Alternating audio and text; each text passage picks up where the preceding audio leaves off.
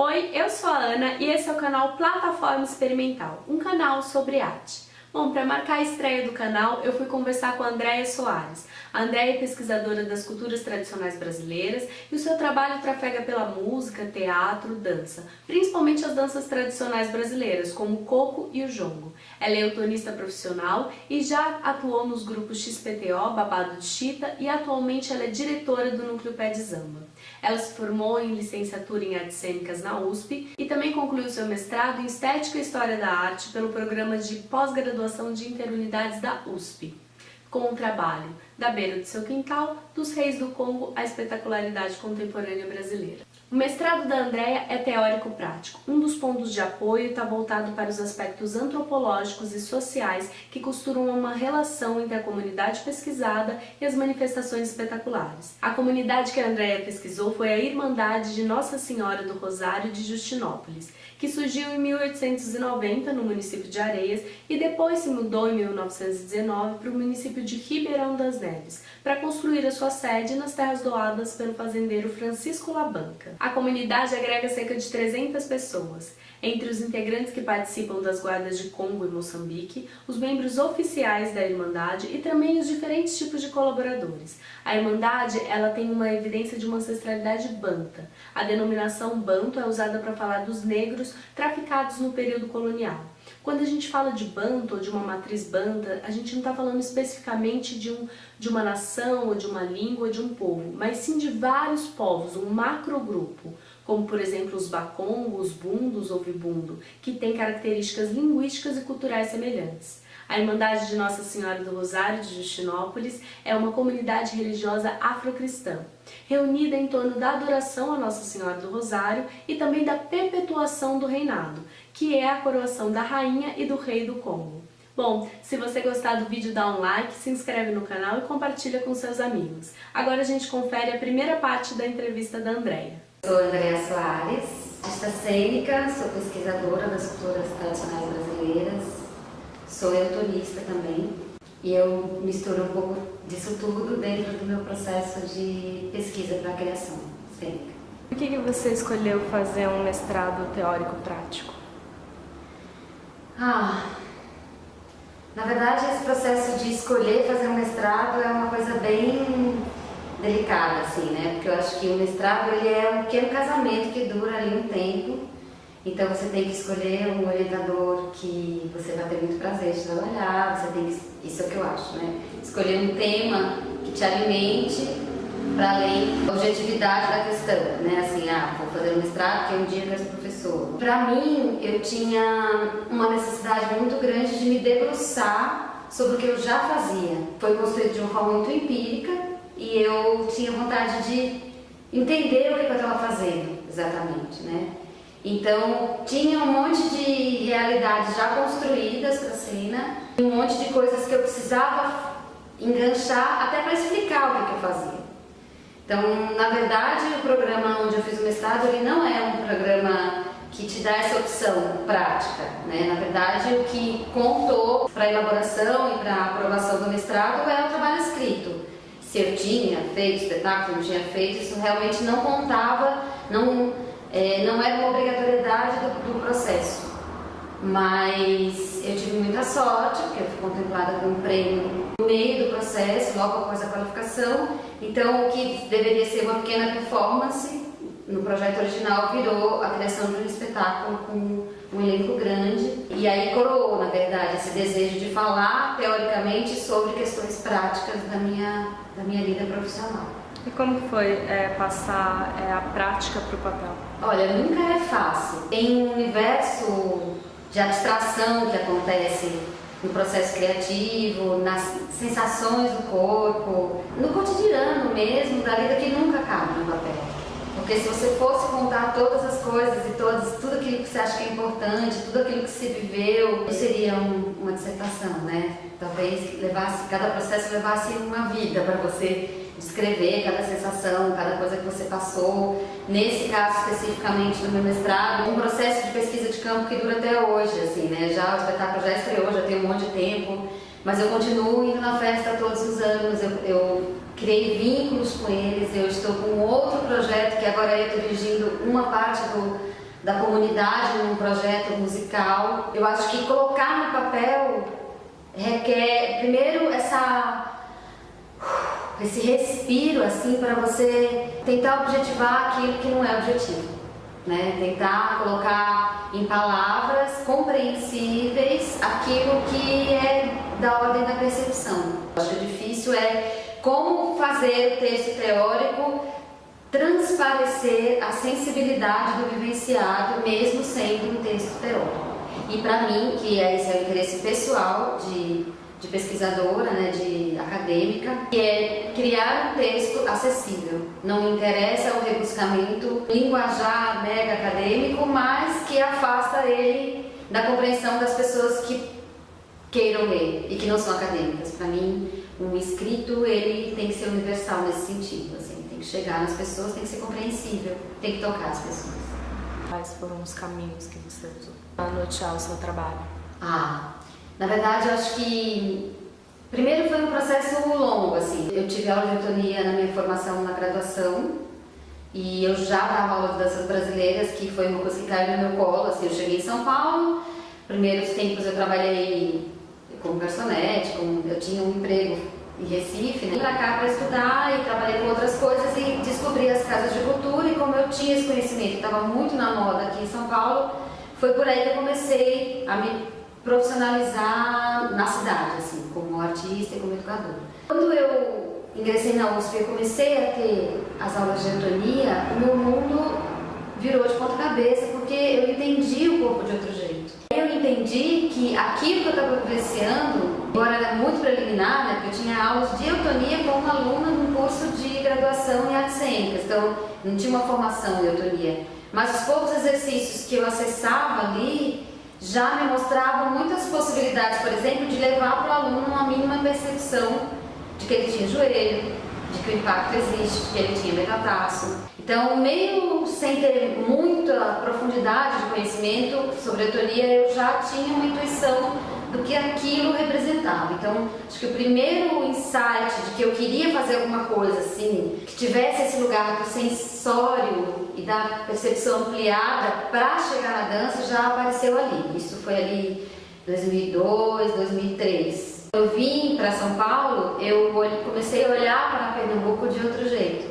Então eu comecei a perceber um monte de belezas, um monte de coisas interessantes que tinham nas manifestações tradicionais, que eu morando lá, e porque aquilo era muito disponível e estava a meu dispor, assim, bastava botar a cabeça na janela, olhando de longe, tipo, bem em distanciamento brechtiano, assim, eu olhava de longe e falava, gente, como? Né? Como a gente não vê isso? Como isso é maravilhoso?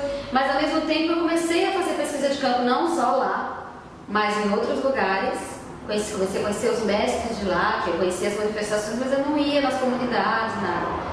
E aí eu comecei a perceber que o trabalho que eu fazia, já com o meu primeiro grupo, que era o Babado de Chita, né, um grupo que foi formado a partir de umas aulas que eu dei no Tendal na Lapa, se esvaziava um pouco diante da potência que tinha uma comunidade tradicional dentro da sua própria realidade criativa, assim, dentro das suas manifestações intrínsecas ao seu existir, né? As suas próprias festas, as suas práticas comunitárias de agricultura, mutirão, enfim. Aí eu comecei a pensar que, por mais que eu fosse excelente dançando e que conseguisse trazer uma essência muito potente, e talvez isso acontecesse, sempre aconteceu muito, porque eu sou realmente de Pernambuco, eu tive essa latência pulsando por perto, eu jamais dançaria como uma pessoa de uma comunidade tradicional que dança desde a barriga da mãe, por exemplo. E aí eu comecei a me incomodar um pouco, de me sentir um pouco representante dessas culturas tradicionais, sem ser, né, sem estar lá. Eu só me incomodar assim, como eu posso falar disso que me move profundamente em muitos aspectos como artista, sem tentar ser isso.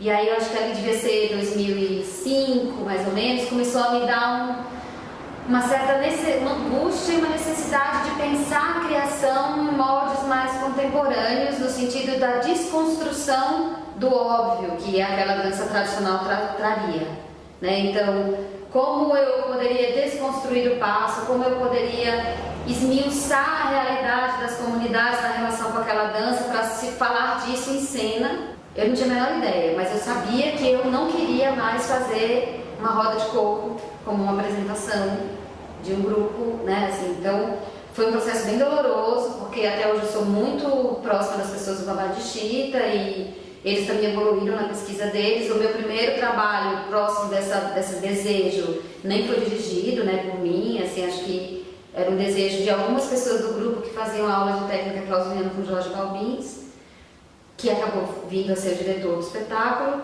Então, ali em 2006, a gente escreveu pela primeira vez o Klaus Viana, o saudoso prêmio Klaus Viana da Funarte, dança, né? E também o Miriam Muniz, também da Funarte, que era um prêmio de criação teatral. Na Rebarba houve uma suplementação, pensamento, e a gente estava na suplência, os dois espetáculos estavam na primeira suplência dos dois prêmios, e a gente acabou sendo contemplado no mesmo ano com 2 espetáculos. Foi uma loucura, foi uma loucura.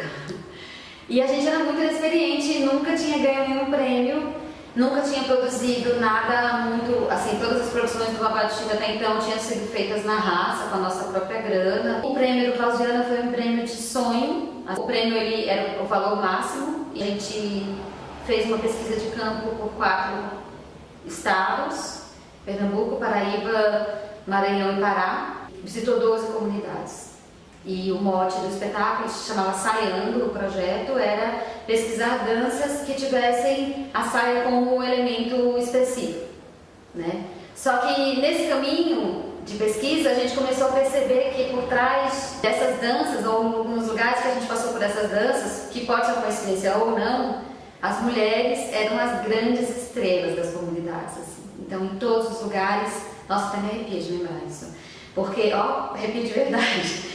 Porque assim, a gente visitou um quilombo chamado Zanatativa, que fica no município de Alcântara, no Maranhão. Alcântara é uma península assim, que está próxima de São Luís, a gente atravessa de barco. Lá elas tinham ganho um prêmio da Petrobras e tinham construído uma pequena hospedaria e uma olaria oficial, uma casa onde elas faziam coisas com cerâmica.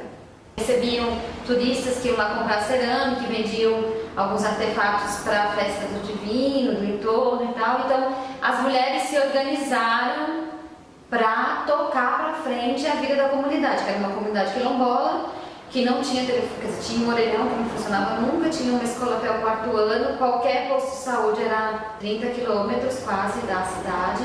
Não sei como está agora, infelizmente eu nunca consegui voltar. Nós nos comunicamos por um tempo com eles, mas depois a gente perdeu um pouco o contato.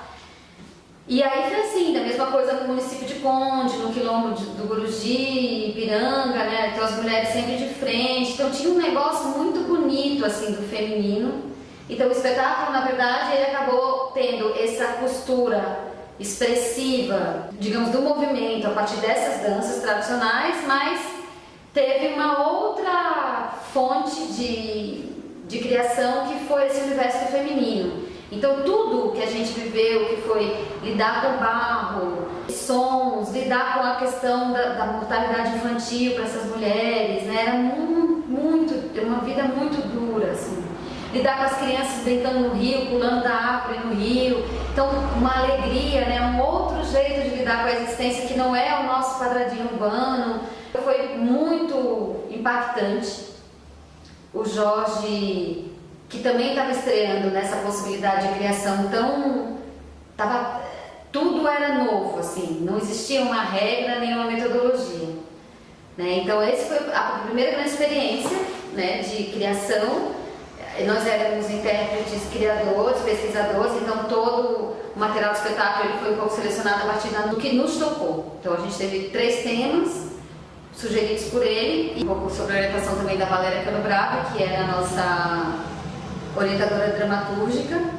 E a partir desses 3 temas, cada uma das dançarinas criou junto com 2 músicos, os mesmos 2 músicos, o seu universo de criação dentro de cada tema. E depois essas cenas individuais foram multiplicadas pelos 3 ou foram individualizadas mesmo. Então foi feita toda uma costura e o espetáculo é assim, eu acho lindo. Então esse eu acho que foi, dentro da dança, foi o primeiro trabalho que de alguma forma falou, é isso. Eu falei pra mim assim, é isso que eu quero fazer. eu já sei o que eu quero fazer, né? Não teve nesse momento, não tinha Eutonia, né? O Jorge era o criador, diretor, então a gente fez muito dentro do que era o processo dela ir embora. O processo dele era o Klaus Viana, e o Klaus Viana bebeu da Eutonia em uma certa medida, assim como a Javiana, mas não era, o foco não era especificamente esse. Aí eu tinha terminado a graduação, os materiais audiovisuais dessa viagem eu cedi para a Dilma de Mello Silva, que foi minha orientadora. Ela foi passar um ano no Japão dando aula de cultura brasileira, e lá ela viu não só o espetáculo e os materiais da viagem, ela falou: meu, vamos fazer um mestrado. E é assim que começou a história do mestrado. Nesse tempo, como professora de dança, a Eutonia estava sempre muito presente, e aí eu também comecei a tentar propor uma maneira de fazer essa dança, que ainda não tinha o nome de dança contemporânea brasileira. Mais ou menos por aí que eu entrei também, eu entrei no mestrado e na formação de Eutonia no mesmo ano, porque eu sou uma pessoa que gosta das coisas muito fáceis. E aí caminhou junto, né? Porque aí a Eutonia começou, aí eu comecei a ter uma apropriação para trabalhar a Eutonia, e aí eu dei oficinas em vários lugares, Centro Cultural São Paulo, Galeria Unido, onde eu fui podendo montar, a partir de cada experiência prática com os alunos, essa maneira de encaixar a Eutonia e danças tradicionais brasileiras para chegar a um resultado de criação contemporânea para a dança. A coisa que me vem à cabeça é que se dá para unificar uma cultura no Brasil, que é um país assim, de proporções continentais.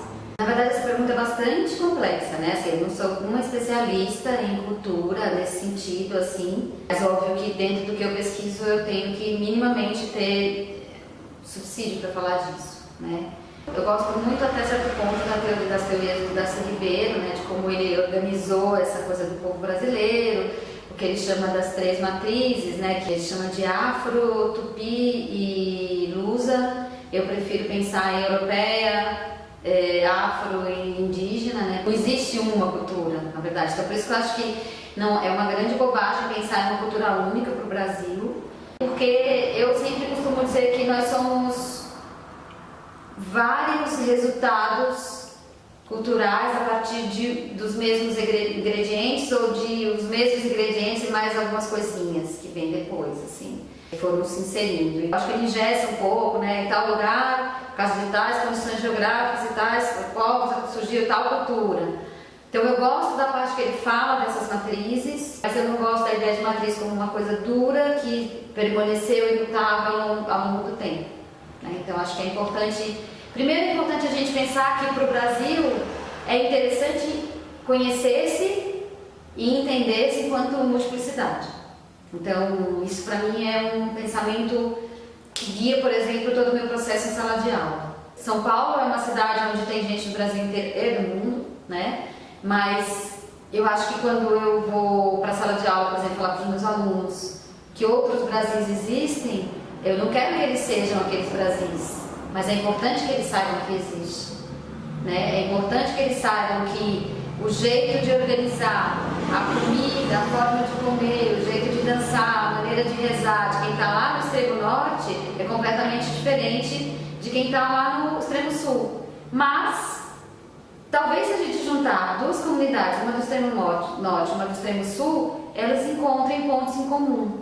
E é isso é que eu acho que a grande alegria da minha pesquisa, assim. Eu acho fantástico a gente se entender na possibilidade de uma ancestralidade comum, de várias ancestralidades comuns.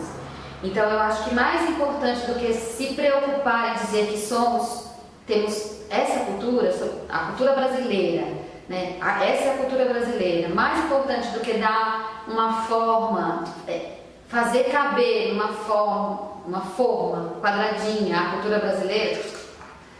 Pronto, para ser brasileiro tem que ser assim.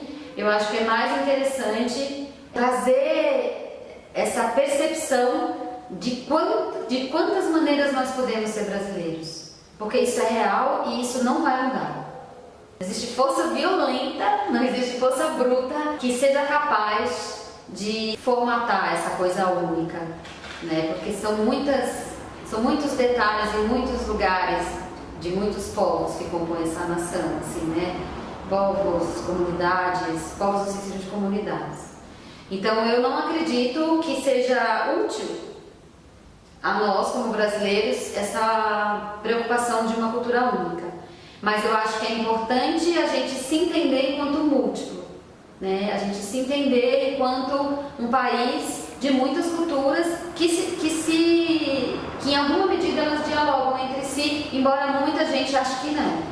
Né? Eu acho que assim, eu tenho umas viagens que falam assim, devia ser obrigatório a toda pessoa que tem preconceito fazer exame de DNA. Eu acho que isso seria bem legal, assim, né? Porque a pessoa vai ver que ela é muito indígena, que ela é muito, né, africana em sua origem. Embora exista essa camada grosseira de preconceito, principalmente étnico, né, preconceito pela cor da pele, nós todos somos muito isso. E deveríamos ter a obrigação de não só reconhecer, mas honrar as origens, né? Respeitar, dar crédito, saber de onde vem, saber como chegou, saber como se transformou. Eu acho que isso é essencial para que o Brasil se entenda como um coletivo, uma nação múltipla, mas única em alguma medida.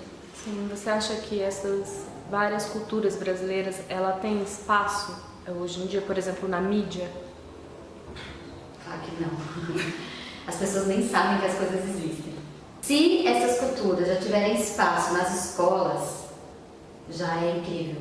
Porque a gente tem leis, por exemplo, assinadas, né, que querem trazer para a sala de aula o ensino das culturas africanas e afro-brasileiras, das culturas indígenas, mas a gente não tem formação. Então, já no processo universitário, né, de formação acadêmica dos professores, já é frouxo, está melhorando muito, a gente não pode, né, tem que reconhecer, mas existe uma coisa solta um pouco, né? Então, como você pega um professor que, por exemplo, se formou antes da lei ser promulgada? Então, como você pega esse professor que vai dar aula numa escola pública e que não sabe nada sobre a África? O que ele vai levar para esse aluno? Provavelmente a ideia de que a África é uma coisa só, a África é lugar de escravo, que a África tem muita miséria. É claro que tem apoio de livro didático, mas os livros didáticos também têm a mesma questão, né?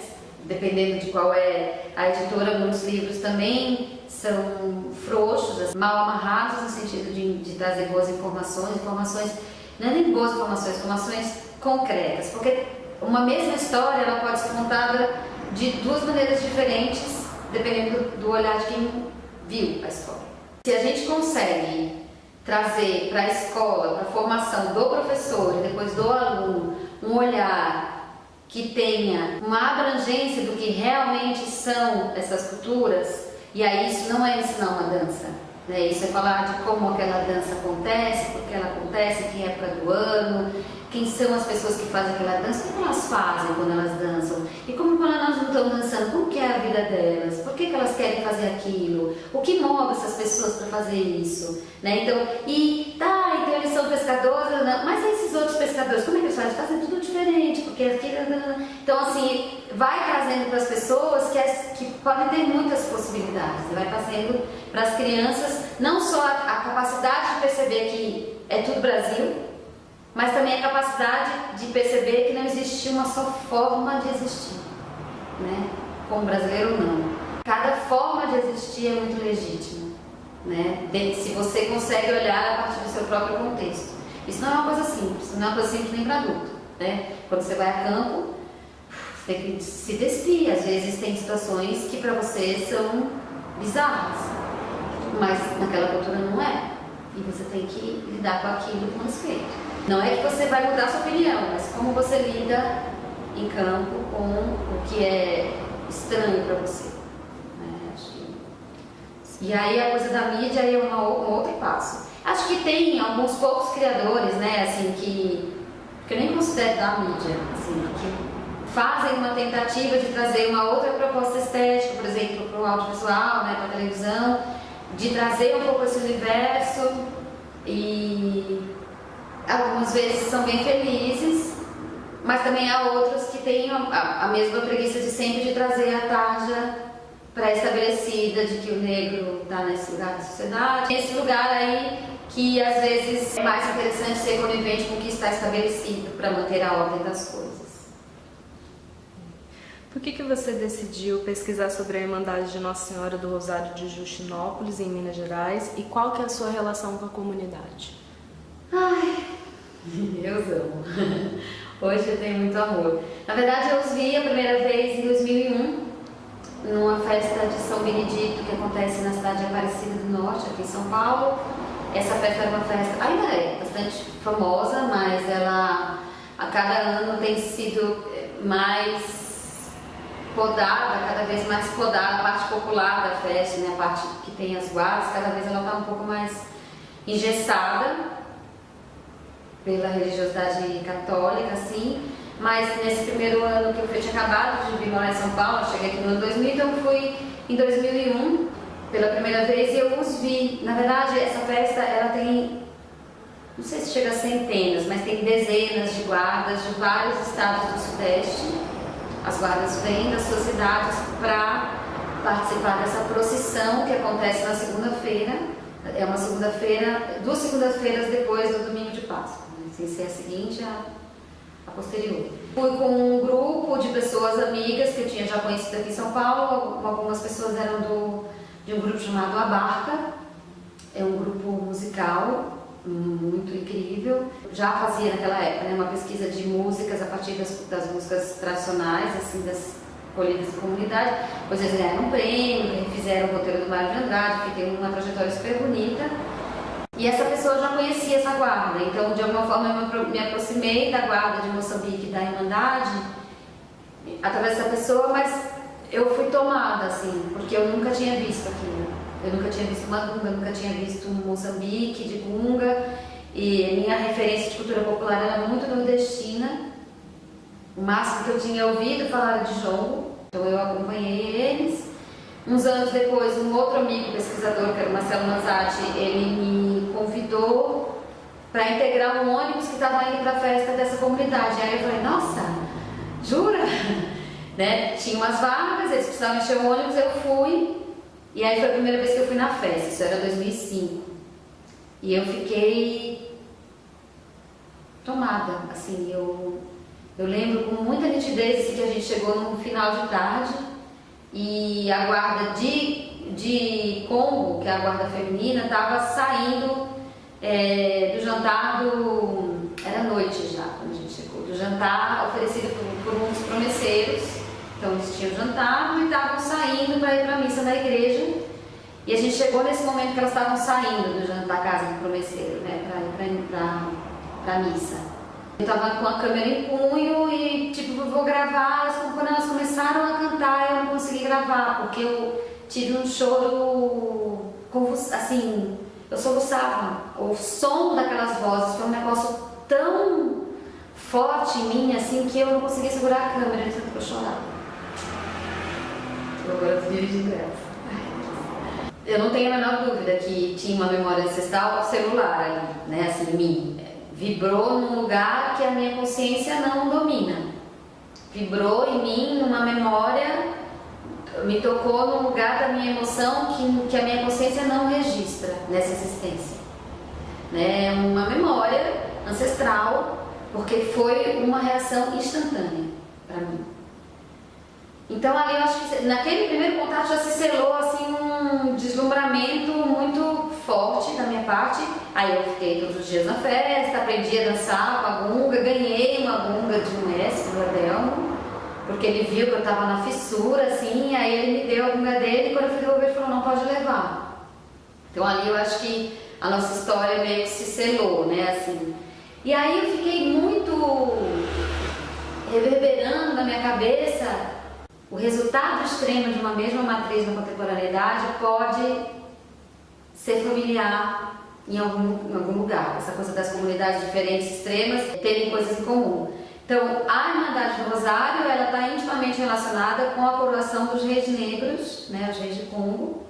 E o mestrado ele fala bastante sobre isso, inclusive esse processo. E os maracatus de Pernambuco, eles estão intimamente relacionados em sua origem, né? No começo dos tempos, hoje já não é uma coisa tão relevante assim, embora a figura do rei Raí exista, mas eles também estão relacionados com a coroação dos reis negros. Então, o mesmo motivo histórico, social e de resistência ao longo do tempo foi se consolidando em duas manifestações tradicionais díspares, mas que tinham uma mesma origem. Então o meu mestrado ele nasceu assim.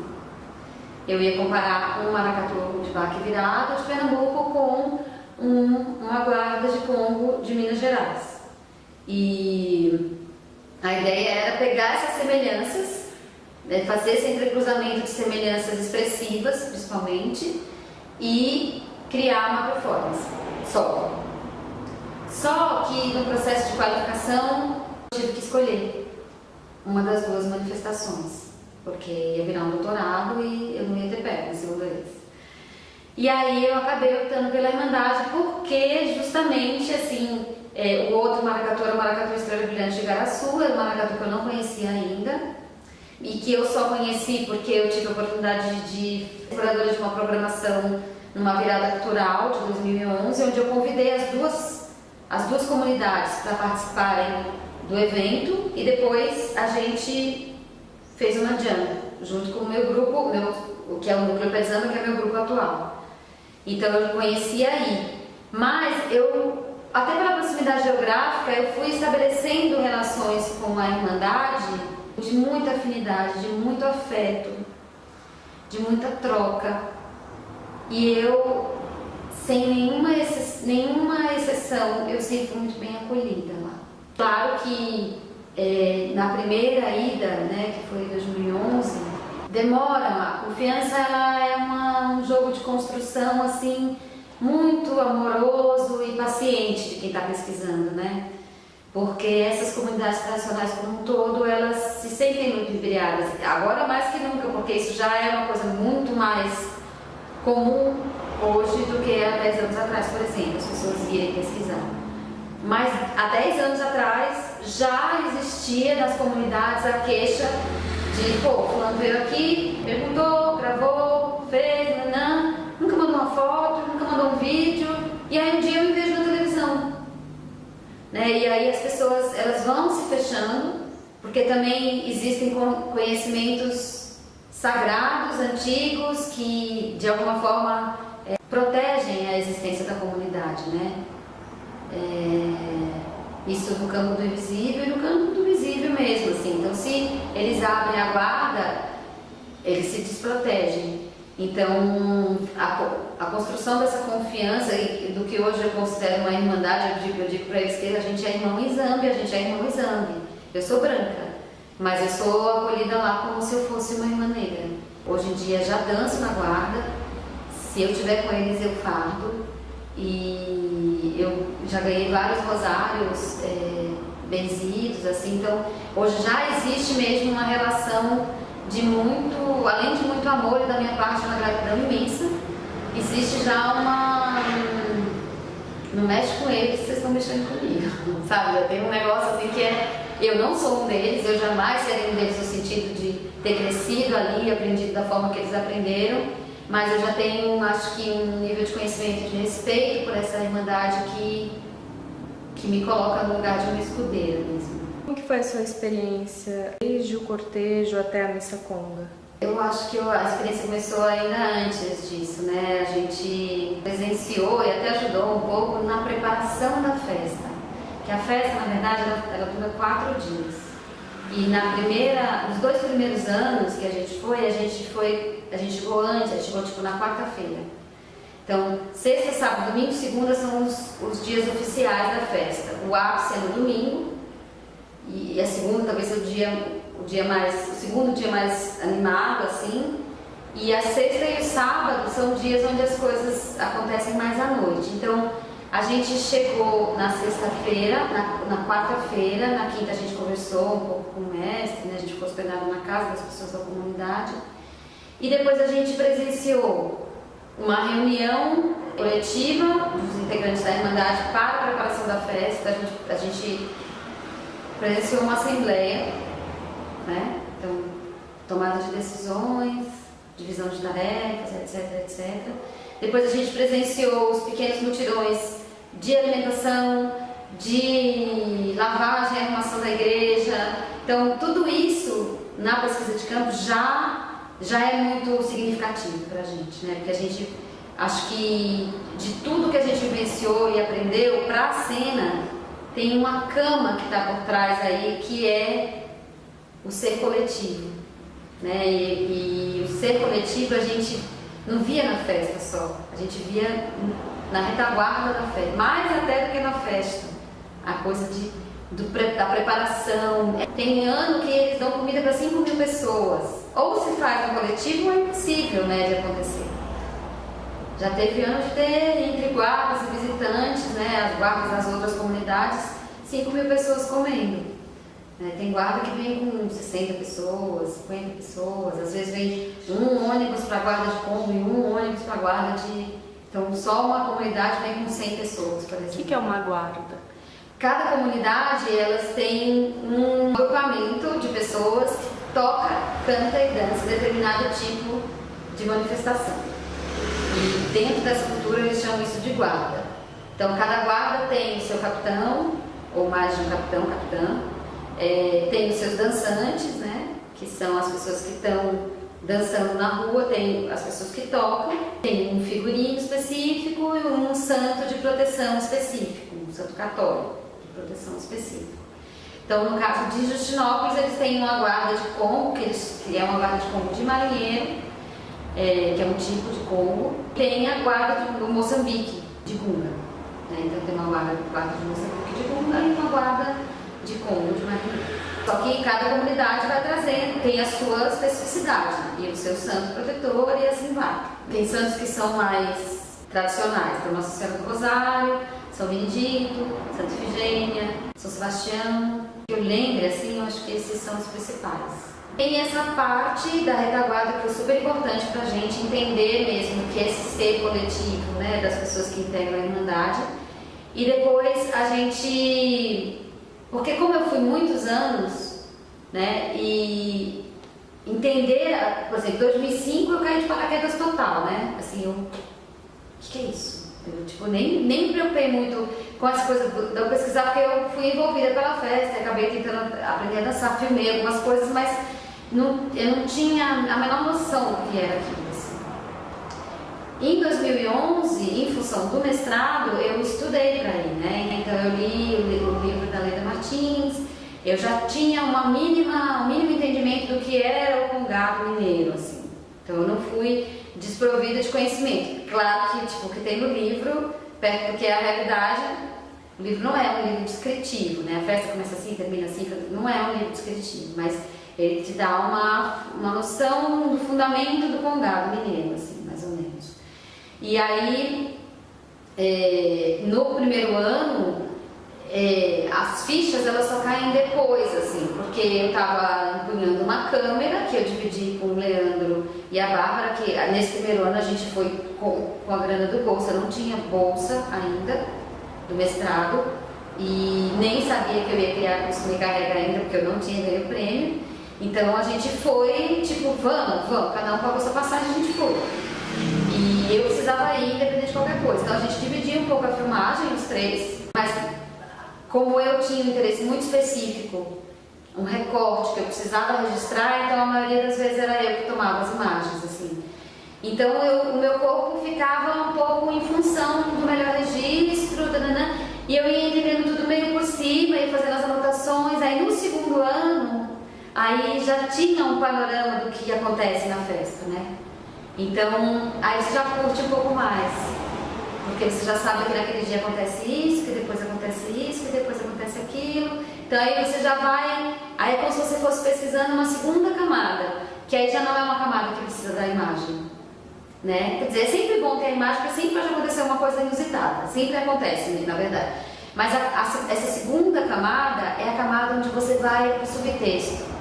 Sabe? Aí você começa, como você não está preocupado em pegar as imagens principais, você começa a perceber os olhares das pessoas, as reações a determinada situação, você começa a prestar atenção como as pessoas se organizam diante do sermão de tal padre e de tal padre, porque aí o que acontece?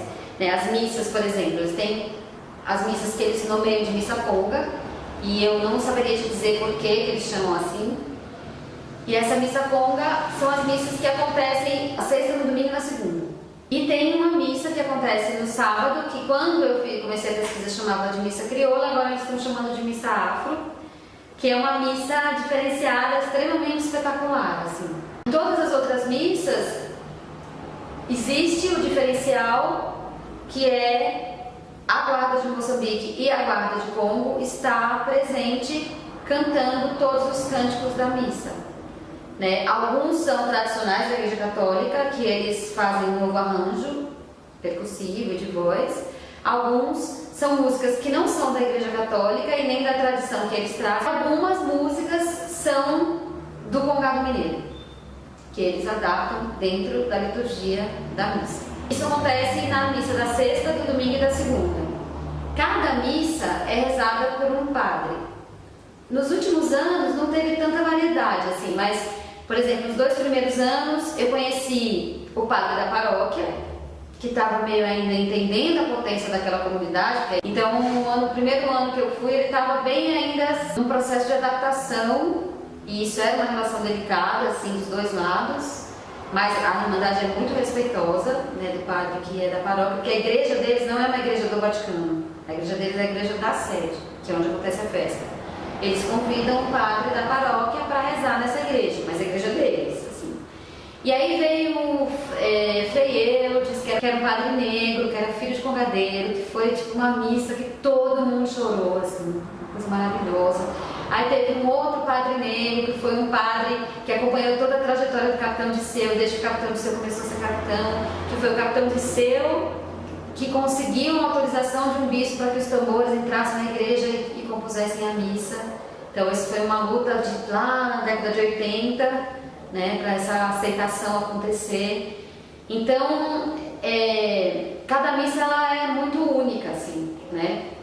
E eu, que tinha um certo bode da Igreja Católica, no processo de pesquisa de campo, fui me desarmando até o ponto de eu comungar, né? Depois de um tempo eu ir lá e comungar. Então, não é toda missa que eu suporto de bom grado, assim, lá, às vezes tem parte que eu vou dar uma volta, porque eu começo a ficar mal-humorada, mas em geral, os padres que têm uma relação com o congado, ou uma relação de ter sido congado, depois de ter sido padre e tal, normalmente são missas muito bonitas, assim, muito plenas de humanidade, assim, que tocam o coração da gente, assim, bem bonito.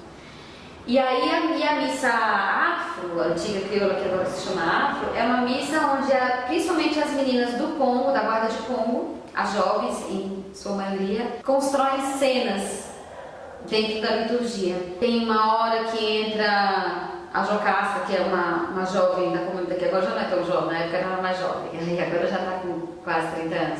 Mas ela entrava, né, ela é uma jovem que ingressou no mundo artístico através do circo, por ONGs, no bairro que ela residia, e seguiu isso profissionalmente. Então ela tinha já uma pegada um pouco mais de lidar com a cena, assim. E aí tinha uma coisa de entrar acorrentada, de romper as correntes, e aí as meninas todas cantavam uma canção que falava sobre isso, né, da libertação. Aí a hora que entrava a comida, né, na hora do ofertório, aí entrava um monte de cesto de frutas, todo mundo dançando, distribuindo a comida. Eu tô arrepiada de novo. É muito bonito, assim, é muito bonito. Elas cantando, é muito bonito, é muito bonito. Só tem que ir lá pra ver, não dá pra contar. Nem em vídeo é a mesma coisa. E aí, então, foi uma coisa muito impactante pra mim ver o nível de espetacularidade dessas meninas, assim, né? E é mágico você se permitir fazer essa viagem, porque você entende que no expressar-se é do humano. Se você vai virar um profissional disso, é uma outra conversa. Mas todo mundo nasceu para fazer isso em alguma medida, desde que tenha acesso, desde que tenha a possibilidade de libertar o corpo para a expressão, assim. Então isso foi uma ficha, na verdade eu já sabia, já tinha, né, percebido em outras situações, mas isso para mim, porque ali foi um negócio muito claro, assim, isso é isso, isso é isso, isso é isso, sabe, assim, dentro dos níveis de espetacularidade, por exemplo. Eu fiquei muito emocionada quando eu vi essa missa pela primeira vez, e elas fazem questão de usar chita, né, de fazer um negócio com chita, todo mundo se veste de forma meio africana, faz umas cartas grandona e tal, que é muito uma pegada mais banto, né, esse estilo de roupa do que o Yorubá, que pensando no candomblé já usa aquelas saionas e tal, então ninguém usa saiona, todo mundo usa uma coisa que é um pouco mais do que até. Bata comprida, né, que chama capa, tá? Então elas usam isso, botam os turbantes na cabeça.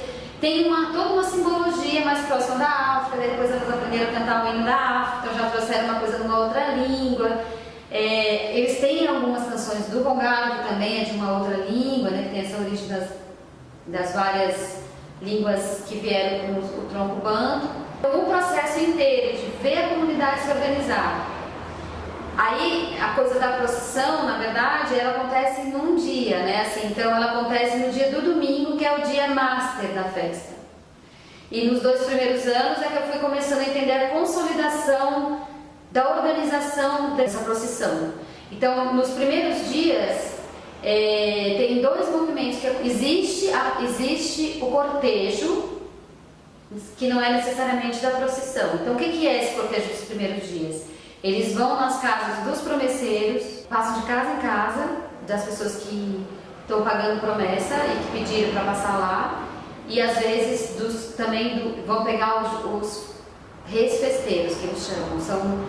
São os reis que naquele ano estão bancando a festa, ou viabilizando o acontecimento da festa. Ele pode não dar o dinheiro exatamente, mas ele pode fazer doação, ele pode recolher com as pessoas do bairro, comida e dinheiro para poder a festa acontecer. Então os reis festeiros eles trocam todo ano, mas eles também têm coroa, também têm roupa, vão com uma roupa suntuosa, e botam uma capa, botam uma coroa que é da Irmandade.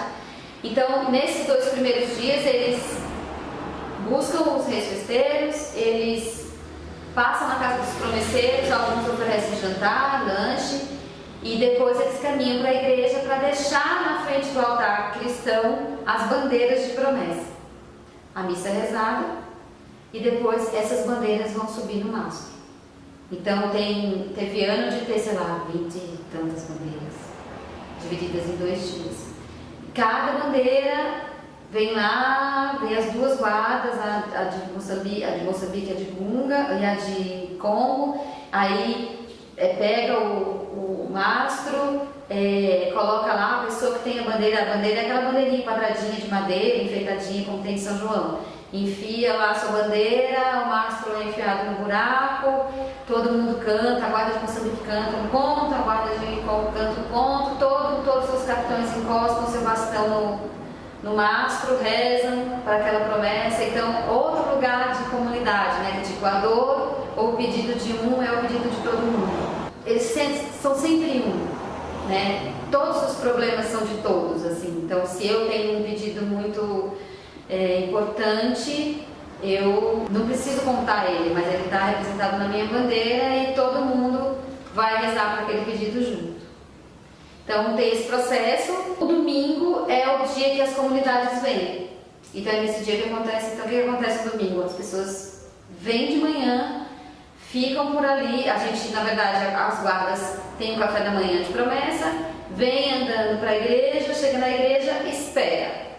Eles são os anfitriões. Então a única coisa que eles têm que fazer é esperar as comunidades chegar, recebe as comunidades, entram para almoçar, saem, ficam dançando em torno da igreja. Então fica tipo, sempre tem 4, 5, 6 guardas diferentes dançando em torno da igreja. No final da tarde acontece a procissão, né? E aí a procissão ela é feita com vários santos que são da comunidade. Alguns santos ficam até na casa de alguns promesseiros antes da festa, e as guardas, cada guarda vai carregando um andor, vai tipo protegendo um andor. Então às vezes tem 6, 5 andores com santos que são enfeitados com rosas, flores e tal, e a guarda vai um pouco cuidando. Às vezes se tem mais guarda do que andor, aí fica 2 guardas entre um andor e outro, por exemplo. E aí eles fazem um percurso, passam na igreja oficial do bairro e voltam para a Irmandade para depois ir à missa. O que são os reis do Congo e o que é um ponto de Congo?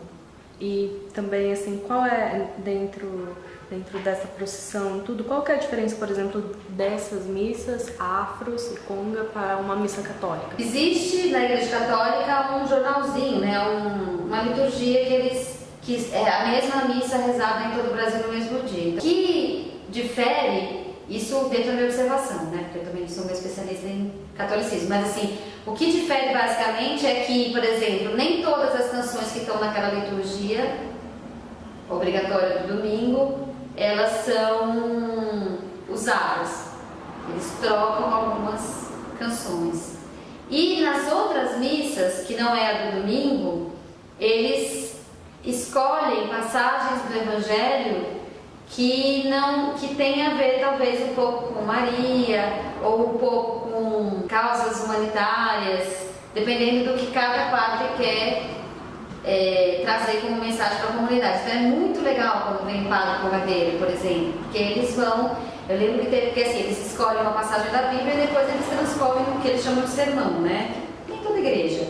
O formato, a estrutura da missa é a mesma, né? Tipo, tem a chegada, tem a bênção, tem o momento que você ajoelha para rezar, tem o momento que você cumprimenta a paz de Cristo. A estrutura da missa é igualzinha, mas o sermão, a passagem bíblica, né, que é lida, e as canções são outras. Então, cada liturgia da festa, ela ganha uma... Então, teve ano, por exemplo, que a gente teve um padre que ele, no sermão, contou a história da Virgem do Rosário. A diferença para mim, assim, no meu olhar de pesquisadora, basicamente é essa, assim, é como eles colocam a negritude da comunidade deles ali, nessa potência banto, que eu observo tão claramente assim, ali dentro da missa, e também como que os padres que rezam as missas dão uma feição X ou Y dentro daquilo que eles querem, direcionando para aquilo que eles querem levar como mensagem. Os reis de conga eu vou tentar resumir, tá bom? Porque é um longo processo. Mas essa escravização dos povos, principalmente das primeiras camadas, que eram povos dessa separação linguística banto, vieram pessoas de muitas etnias, né? E elas passavam já no processo de escravização por várias remisturações, assim, não sei se existe essa palavra, mas, por exemplo, 30 foram capturados e ficaram nesse galpão, 30 foram capturados e ficaram nesse galpão. Quando eles começam a fazer laços, que podem ser perigosos para se separar, para conseguir escapar, né? Mistura tudo, reorganiza tudo, né? Então as pessoas, elas se conheciam, faziam um laço e perdiam. Isso 6 meses esperando para embarcar no navio, chegava no navio, cada um ia para um lugar diferente, mas não era raro de se encontrarem pessoas da mesma etnia e que se reconheciam pelas marcas na pele ou por alguma outra característica que era muito típica, ou a fala, né, a língua, e começaram a surgir dentro das senzalas os reis de nação, que eram líderes dentro de pequenas aglomerações de mesmas etnias. Isso começou a ter uma certa competição ali dentro. Em algum momento da história foi-se decidido que teria um rei único dentro de cada senzala, e essa decisão não foi uma decisão amigável internamente da senzala, mas sim uma espécie de concessão dos senhores, no sentido de que, tá bom, uma vez por ano você pode render homenagem à Nossa Senhora do Rosário e vocês vão ter um rei para recoroar, não vários. E então, de alguma forma, isso ficou institucionalizado. Para os brancos, eles tinham essa sensação de que estavam mantendo a coisa em controle, mas internamente os negros também acharam formas de dar a esse rei único, que ficou sendo chamado de rei de Congo, porque o reino do Congo, na época, na África, era um reino muito importante em vários aspectos, econômico, de guerra, de dominação, e que os seus senhores, né, durante todo esse período que ele teve essa ascensão, foram reis muito poderosos. Então o rei de Congo ficou sendo o nome dado a essas realezas negras que foram instituídas na senzala. E aí essa festa, que antes era o único dia onde esses negros eram permitidos a cantar seus cantos, dançar suas danças sem serem tolhidos, em homenagem a Nossa Senhora do Rosário. E esse rei era simbolicamente recoroado, né? Então, essa tradição ela se espalhou pelo Brasil inteiro e derivou diversas manifestações diferentes em torno do Brasil, assim, em torno das comunidades, né, nas várias localidades do Brasil. O que é um ponto de conga?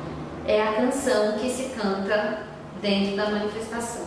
Por exemplo, aê Angola, essa gunga veio foi lá, beberando o beira-mar, tá remando, deixa remar, tá remando, deixa remar. Esse é um ponto. E os pontos, eles são, hoje até talvez menos, mas eles são como tudo que é muito característico das culturas tradicionais afro-brasileiras, ainda mais potente, com a potência afro-brasileira muito presente, que é a metáfora, né? Então, as canções elas dizem uma coisa, mas elas dizem outra também, né? Porque era uma forma que os negros tinham também de se comunicar entre si, sem serem entendidos com clareza, né? Parecia uma coisa nonsense, mas muitas vezes eles tinham um significado ali, até um significado de adoração mesmo aos seus deuses e entidades, né? Ancestrais, etc.